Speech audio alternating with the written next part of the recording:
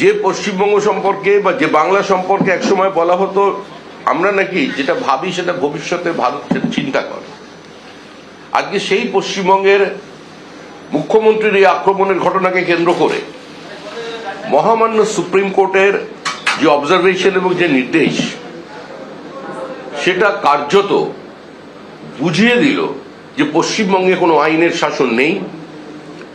পশ্চিমবঙ্গের পথে যদি অন্য কোনো রাজ্য হাঁটতে থাকে তাহলে সেটা যুক্তরাষ্ট্রীয় ব্যবস্থার পরিপন্থী এবং দেশ জুড়ে নৈরাজ্য, অরাজকতা, মানে অ্যাবসলিউট লনেসনেস আজকে সেখানে তৈরি হবে।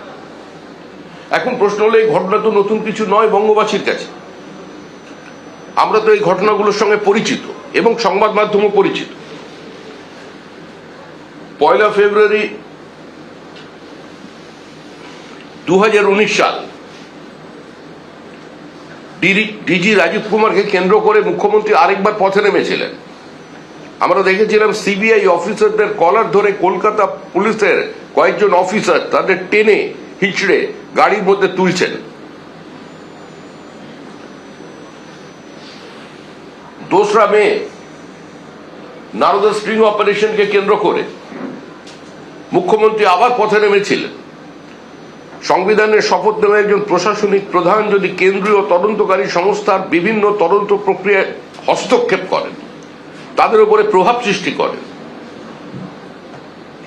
তাদের কার্যত মুখ্যমন্ত্রীর উপস্থিতিতে কেউ প্রাণনাশের হুমকি দেয়, তাহলে পরিস্থিতি কোন জায়গায় পৌঁছতে পারে। সন্দেশখালীর ঘটনা, শেখ শাহজাহান, যে শেখ শাহজাহান খালি ওই অঞ্চলে বিজেপি কর্মীদের আক্রমণ শুরু করেই থেমে থাকেনি, কার্যত দোর্দণ্ড প্রতাপ সিপিআইএম এর আমলে যে সমস্ত ওই অঞ্চলের সংখ্যালঘু তৃণমূল কংগ্রেসের কর্মীরা তৃণমূল কংগ্রেসকে নেতৃত্ব দিয়েছে তাদের উপরেও আক্রমণ করেছে, তাদেরও ঘরছাড়া করেছে। তার বাড়িতে যখন ইডির রেড হলো সেখানে সরাসরি মানুষকে জড়ো করে তাদের উপরে আক্রমণ করা হলো। ওই একই দিন রাত্রে বনগাঁয় শঙ্করাঢ্যর বাড়িতে গিয়ে আবার কেন্দ্রীয় তদন্তকারী সংস্থা আক্রান্ত হয়েছিল। অর্থাৎ সেই ট্র্যাডিশন সমানে চলেছে। এর বাইরে তৃণমূল কংগ্রেসের নেতা মন্ত্রীরা এবং বিশেষ করে রাজ্য প্রশাসন বেরিয়ে আসতে পারছে না। পুলিশকে আলাদা করে দোষারোপ করবার কোনো প্রয়োজন নেই, কারণ পুলিশ কোনো স্বশাসিত সংস্থা নয়। পুলিশকে পরিচালনা করছে রাজ্য, পুলিশকে পরিচালনা করছেন মুখ্যমন্ত্রী। আমরা ঘটনা দেখলাম যে সাম্প্রতিককালে মেসিকে কেন্দ্র করে যে কলকাতার বিভিন্ন দৃশ্য সারা দেশ এবং পৃথিবীর মানুষ দেখলো, সেটাকে বর্ণনা করার মতো ভাষা আমাদের কাছে নেই। একদিকে স্টেডিয়ামে দাঁড়িয়ে সরকারের বিরুদ্ধে তরুণ প্রজন্ম চোর চোর বলে চিৎকার করছে, 11,000 টাকা দামের টিকিট 20,000 টাকা দিয়ে লোক ব্ল্যাকে টিকিট কিনেছে। সিকিম, ভুটান, গুজরাট, মহারাষ্ট্র প্রত্যেক জায়গার উৎসাহী মানুষ এসেছেন মেসিকে একবার দেখবার জন্য। মেসিকে দেখতে এসে তারা টুসিকে ডেকে চলে গেল। কিন্তু দুর্ভাগ্যের বিষয়, যারা 100 টাকার বোতলের জল খেলো, 200 টাকা বোতলের জল খেলো, 100 টাকা দিয়ে ওয়েফার্সের চিপস কিনলো, তাদের পরিণতি কি হলো? যারা প্রতিবাদ করেছে সে সময় উচ্চশিক্ষিত কয়েকজন ছেলে মেয়েকে গ্রেপ্তার করে ফেলা হলো। কিন্তু যারা এই দুর্নীতি করেছিল তাদের সম্পর্কে রাজ্য পুলিশের ডিজি বলেছিলেন প্রেস কনফারেন্স করে, রাজীব কুমার, যে এই টাকা এদের ফেরত দিয়ে দেওয়া উচিত। তিনি বলেছিলেন উচিত, তার জন্য হয়তো বঙ্গবাসী তার কাছে কৃতজ্ঞ, অন্তত উনি বলেছিলেন। কারণ এর বাইরে কিছু টাকা ফেরত দেওয়া হবে এই অঙ্গীকার বা এই প্রতিশ্রুতি রাজ্য পুলিশের ডিজি দিতে পারেন না। আজকে পরিকল্পিতভাবে তৃণমূলের নেতৃবৃন্দের হস্তক্ষেপের কারণে, তাদের সীমাহীন লোভ আর লুঠের কারণে আজকে ওই স্টেডিয়ামে যা অবস্থা তৈরি হয়েছিল, যুব ভারতী ক্রীড়াঙ্গনে যেভাবে ক্ষতিগ্রস্ত হলো, সে তার জন্য তো এই তৃণমূল কংগ্রেস। বেলডাঙ্গা আপনারা জানেন কাদের কাদের প্ররোচনা আছে, আমি আর নতুন করে বলতে চাই না। ফ্রাইডে জুম্মাবার পবিত্রবার, যেমন শিবেরও বার, মা দুর্গারও বার, সন্তোষী মাতারও বার, তেমনি ফ্রাইডে জুম্মার নেওয়া যাবে। এখন যদি দুর্গাপুজো দেখতে এসছে কোটি কোটি লোক, সেখানে আপনি যদি একটা মাইক লাগিয়ে দেন তাহলে সবাই শুনবে। তো ফ্রাইডে জুম্মাবার এমনি সংখ্যালঘুদের কাছে একটা সেন্টিমেন্ট আছে, সেখানে সবাই ফ্রাইডে জুম্মার নামাজ করতে এসছে। এখানে কেউ কেউ যদি তার রাজনৈতিক চরিতার্থ করবার জন্য উস্কে দেয়, সংখ্যালঘুদের ক্ষোভটা স্বাভাবিক। মাইগ্রেন্ট লেবারদের উপর যে অত্যাচার হচ্ছে প্রত্যেকটা কেস আমরা টেক আপ করছি, এফআইআরও হয়েছে প্রত্যেকটা, আমরা অ্যারেস্টও করব, অ্যারেস্ট আমরা করছি এবং করব।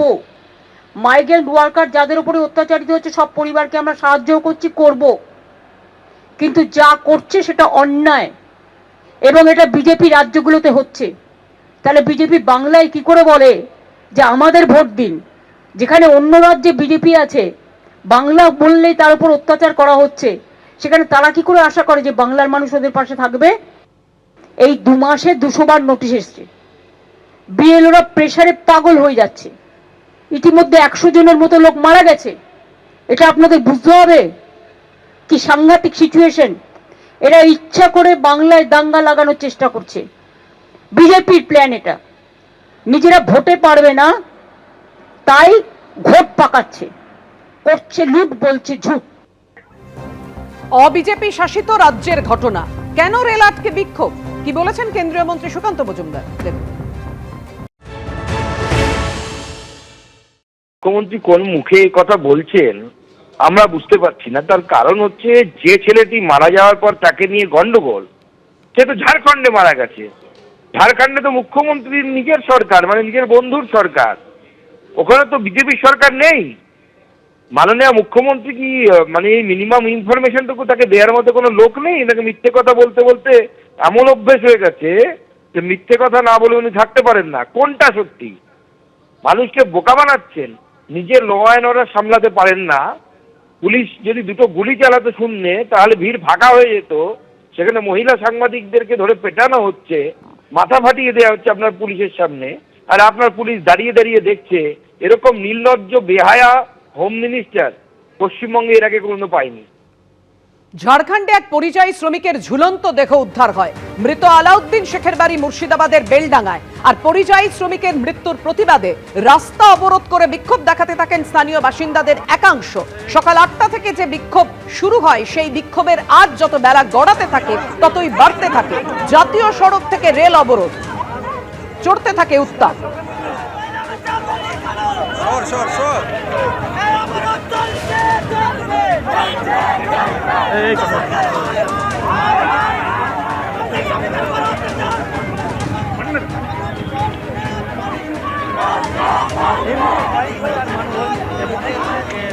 বাঙালি পর্যায়ে তাদের উপরে অত্যাচার বন্ধ হচ্ছে।